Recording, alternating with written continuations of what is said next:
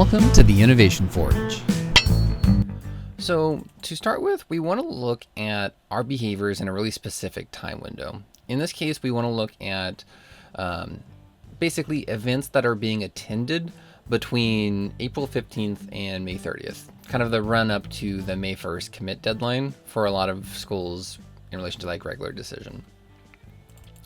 So we do want to add filters to our existing event count. So if we click into this nested subquery export, you can see we're just as an output type of aggregate is a count, and we're just counting essentially any events that were attended before the deposit or coalescing. If there is no deposit created date, we're just looking at that May 1st and then whatever their round year was. We do want to add a couple of additional filters here. And we did show some examples, and we can pop to one of these. This will have a few more filters for us to work with as well. So we're going to go into the event, and we have some more filters that we already added to this one that we'll just make a copy of this one.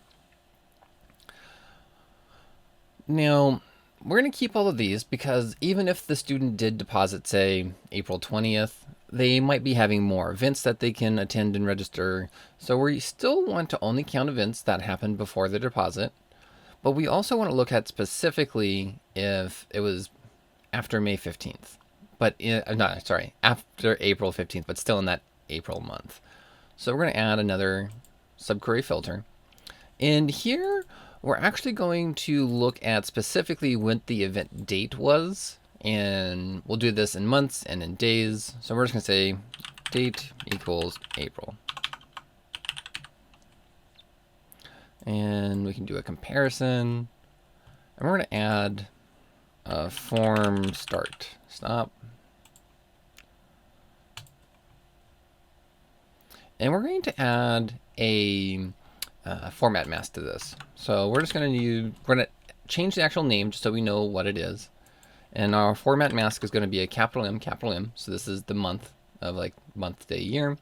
This is going to add that running 0.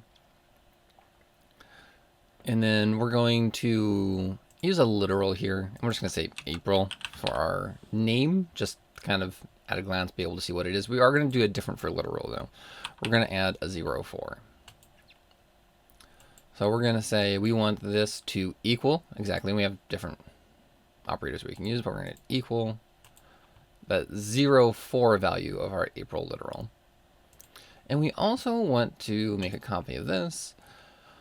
And we want the date to be greater than or equal to the 15th.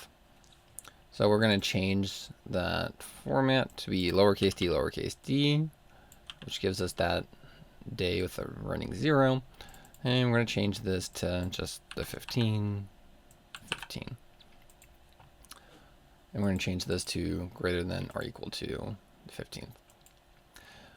And this gives you a little bit more flexibility. So you're not using a specific date because we're looking at year-over-year data for this, and we don't want to be updating this filter every year when we add a new cycle. So this just allows us to have really specific time windows that we're looking at that are a little bit more evergreen. It also accounts for like leap years. You're not using a specific day of the calendar. So it has to be in April, and it has to be greater than or equals to that 15th day of the month. So this just gives us that run up to May 1st. So we can inactivate this since we're not going to add that to the interview. So we're just going to, how many events we went to.